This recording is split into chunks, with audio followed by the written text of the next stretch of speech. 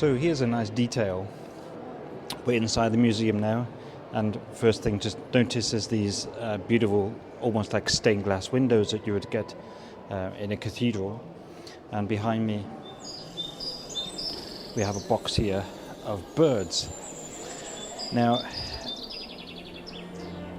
as I mentioned outside, up to this point in the world of biology, everything had been mapped by Linnaeus. So my friends the giraffes here, they were put along with other mammals and other four-legged creatures, and biology was in the process of mapping out the relationships between all the different animals. But the relationships were all static. So mammals were grouped together, fish were grouped together, and so on. And these were like eternal categories of things. Here we have some boxes of shells.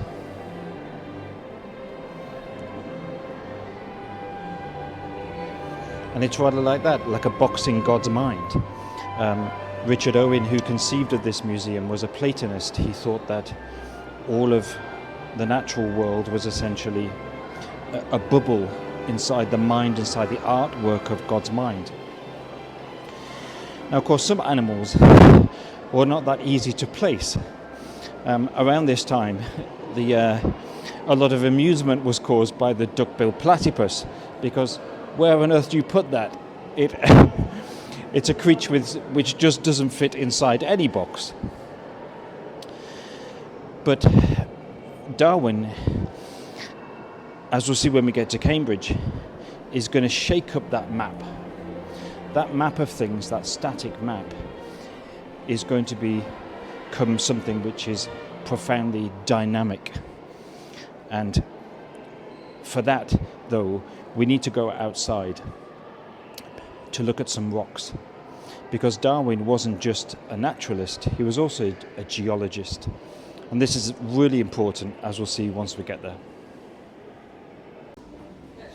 So, we have the Natural History Museum in the background. This great cathedral, this great ark, onto which all the animals of God's creation have been taken for safety and for public contemplation. And everything, in a sense, is hunky-dory. I mean, what's not to like? God made the world. The background environment for humans is coherent, it's kind, it's benign. In a way, it's been made for them.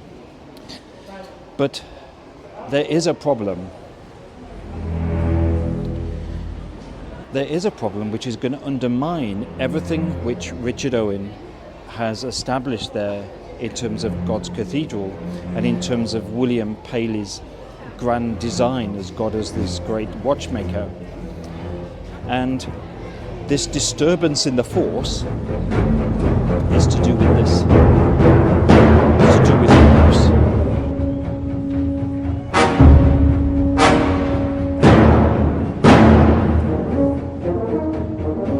Because, as I just mentioned, Darwin was not just a naturalist, he was also a geologist. And in 1830, Charles Lyell, another great British revolutionary scientist, had put forward a book, The Principles of Geology, in which, if we move away from those noisy children, in which the Earth was understood to not be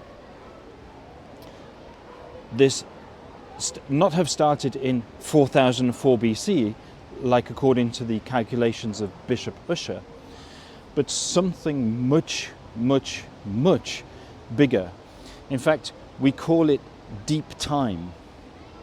So here we have some green schist from the Neoproterozoic period. So this rock is really old. It's like millions of years old. In fact, up to now, we're just about, if I walk a few more steps, here, these rocks are from the Cambrian period, famous for the Cambrian explosion, where suddenly all of this biological life jumps into existence. The Cambrian explosion happened in 500 139 million years ago. So if I walk forward now, even at a slow pace, with each step I move forward in time. These rocks have been arranged rather beautifully to illustrate the deep history of the planet. And so we're doing together this incredible time traveling through the history of the Earth. Now, this was a profound shock to people. I think for us, because we're so used to now having understanding that the Earth is over 4 billion years old, it's hard for us to understand the shock that this was at the time. And I think maybe the best way to get a grip on it is to think about now the fact that the Earth and the universe is 13.8 billion years old, and we came out of some cosmic explosion and a big bang. And when you think about our microscopic significance in that massive universal scheme of things, that's a little bit how it would have felt for the people at Darwin's time to suddenly discover that the planet was not just a few thousand years old, but millions of years old. Now, why is this significant? It's significant because of this. The great Dr. Plot in 1764 discovered a bone of a megalosaurus. Now, in 1764, we didn't have any conception of deep time. We had no idea that the Earth was deeply old, was millions of years old. And so when Dr. Plot picked up this bone, he just said, well, it must be a really, really big human thigh bone. Or his friend said, maybe it's an elephant's bone, maybe like with Hannibal and the elephants going over the Alps, maybe a stray elephant ended up in Oxfordshire where he found it. Because they didn't have anywhere to put that bone. They had no paradigm, they had no conceptual space to understand this massive bone that he was holding. Now that is the first recorded example we have of a dinosaur bone. It was a megalosaurus. But Dr. Plot was just born too early. Being born in the 18th century, there was no possibility for dinosaurs because the time periods were just too short. So now we can say why geology is relevant to Darwin. Because with Charles Lyell's publication of the Principles of Geology in 1830, suddenly you have this enormous canvas of time inside which species can evolve.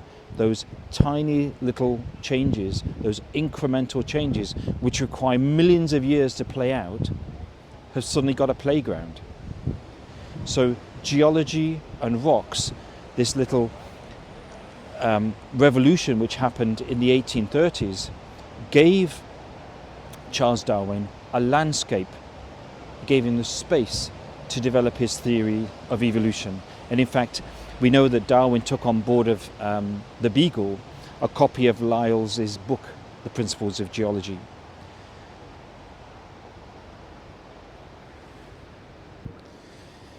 So now we've set the scene.